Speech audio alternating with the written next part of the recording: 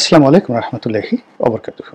সম্মানিত দর্শক, কোনো রকম ভূমিকা না নিয়েই আজকের যে শিরোনাম, সেই শিরোনাম সম্পর্কে একটি সংক্ষিপ্ত আলোচনা করি। অবস্থা দৃষ্টি মনে হচ্ছে যে মার্কিন যুক্তরাষ্ট্র অর্থাৎ আমেরিকা আমাদের অন্তর্বর্তীকালীন সরকারের উপর ভীষণ রকম খুশি, এবং এখানে আমেরিকার যে লবিং বা আমেরিকাপন্থী যে সমস্ত লোকজন রয়েছেন, তারা যেভাবে এই সরকারের আমলে শক্তিমত্তা প্রদর্শন করছেন এবং সরকারের ভিতরে উপদেষ্টা রূপে যে কয়জন লোক এই মুহূর্তে মূলত সরকারকে পরিচালনা করছেন, তারা মোরাললেস সবাই পশ্চিমা ধারায় শিক্ষিত, পশ্চিমা দেশগুলোতে ছিলেন এবং বিভিন্ন কারণে আমেরিকার সঙ্গে তাদের সম্পর্ক খুবই ভালো।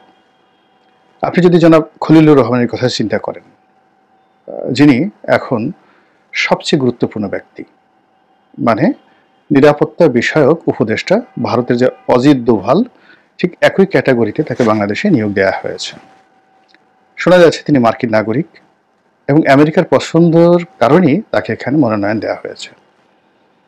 এরপর যদি আপনি আরেকজন উপদেষ্টা রয়েছেন মিস্টার লুৎফে সিদ্দিকী, বিশেষ সহকারী, কিন্তু খুবই ক্ষমতা সম্পন্ন একজন মানুষ, সব ব্যাপারেই ডক্টর মোহাম্মদ ইউনূসকে সহযোগিতা করছেন।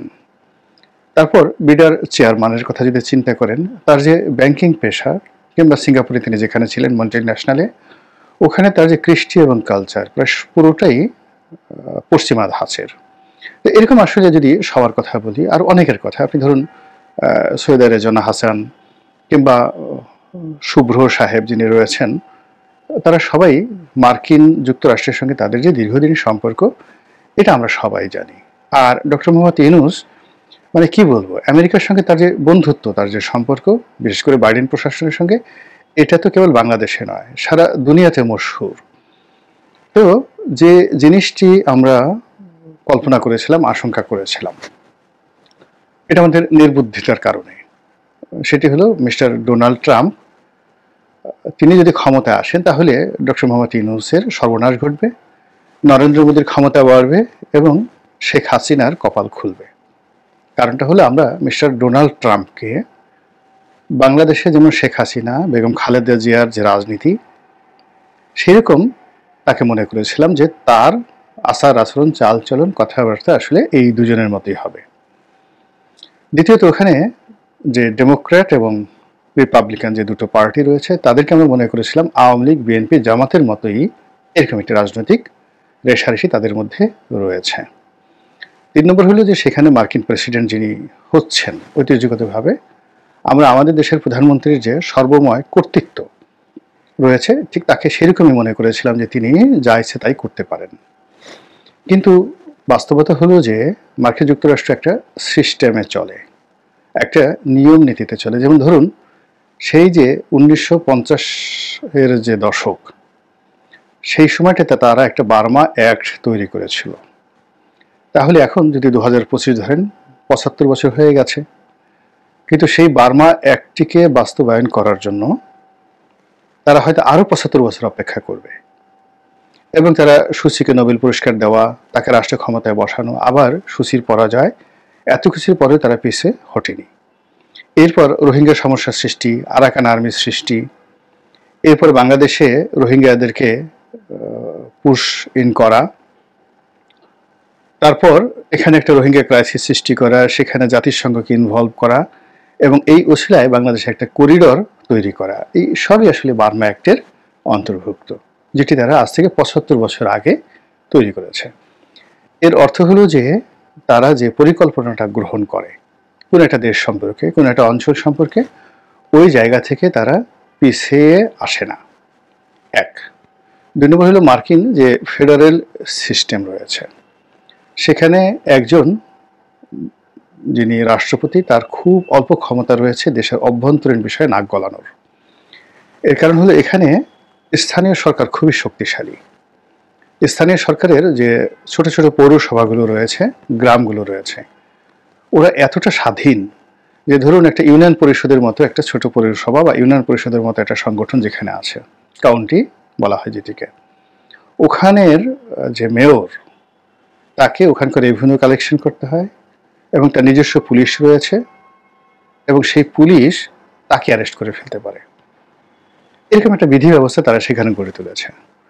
দ্বিতীয়ত শহরগুলো, এবং একটা সিটি কর্পোরেশনের সঙ্গে আরেকটা সিটি কর্পোরেশনের কোনো যোগাযোগ নেই, পুরো জিনিসটাই চলছে একটা পলিসির মাধ্যমে এবং রেভিনিউ জেনারেটিংয়ের মাধ্যমে। তো দেশের বড় বড় শহরগুলো, যেমন ধরুন শিকাগো, যেমন নিউ ইয়র্ক, এই শহরগুলোর যে মেয়র, তাদের যে ক্ষমতা ওই শহরে ডোনাল্ড ট্রাম্পের চেয়ে অনেক অনেক বেশি, শিকাগোতে এবং যাকে বলা হয় নিউ ইয়র্কে। এবং সমস্ত মার্কিন মুলুকে এরকম মেয়রদের একটা বিরাট ক্ষমতা রয়েছে। এগুলো এক। 2 নম্বর হলো যে মেয়রের বাইরে যেটা আর একটা প্রশাসন রয়েছে, সেটা হলো গভর্নরের একটা প্রশাসন রয়েছে। তিনিও তার জায়গাতে প্রচণ্ড স্বাধীন এবং তার রাজ্যের ব্যাপারে তার উপরে সিদ্ধান্ত নেওয়ার ক্ষমতা কারোরই নেই। আবার যেটা সিটি কর্পোরেশন, সেখানে মেয়রের উপরে সিদ্ধান্ত নেওয়ার ক্ষমতা কারোরই নেই। এরপরে রয়েছে সিনেটরদের একটা অফিস, মানে প্রতিটি নির্বাচনী এলাকাতে। এরপরে কংগ্রেসম্যানদের একটা অফিস। প্রায় প্রতিটি অফিসই এতটা স্বাধীন এবং এতটা ক্ষমতাধর। একজন কংগ্রেসম্যান ধরুন তিনি বেতন পান, আমি যে সময়টাতে ওখানে ফেলোশিপ করছিলাম তার বাৎসরিক বেতন ছিল আনুমানিক $22,000 মতো বা $30,000 মতো।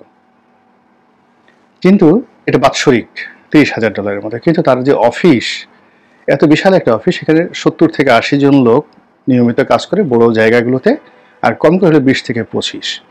এবং সেই অফিসের সকল ব্যয় কেন্দ্রীয় সরকার বহন করে, এবং সেখানে $3.5 লাখ থেকে কোনো কোনো জায়গাতে মাসে $10 লাখ পর্যন্ত কংগ্রেসম্যানের অফিসে মার্কিন ফেডারেল সরকার অর্থাৎ কেন্দ্রীয় সরকার ব্যয় করে। এবং তার যে কর্মপরিধি, একজন কংগ্রেসম্যানের যে কর্মপরিধি, আপনি ওখানে না কাজ করলে বুঝতে পারবেন না। আমরা বাংলাদেশে বসে একজন এমপিকে অনেক হেয় করি বা ছোট করি, কিন্তু একজন সংসদ সদস্যের যে কি ক্ষমতা, সেটি আপনি ইংল্যান্ডে গেলে এবং আমেরিকাতে গেলে বুঝতে পারবেন। তো এত ক্ষমতার মাঝে আমরা যেটা দেখি ডোনাল্ড ট্রাম্পকে, বারাক ওবামাকে, সেটা হলো তার বৈদেশিক নীতি সংক্রান্ত বিষয়, বৈদেশিক ট্রেড অ্যান্ড কমার্স সংক্রান্ত বিষয়ে তার যে ক্ষমতা, সেটাকে দেখি। এবং মার্কিন সেনাবাহিনীকে দেশের ভিতরে নয়, দেশের বাইরে যাকে বলা হয় কার্যক্রম চালানো এবং যুদ্ধ ঘোষণা করার ক্ষেত্রে তার স্পেশাল কতগুলো পাওয়ার রয়েছে।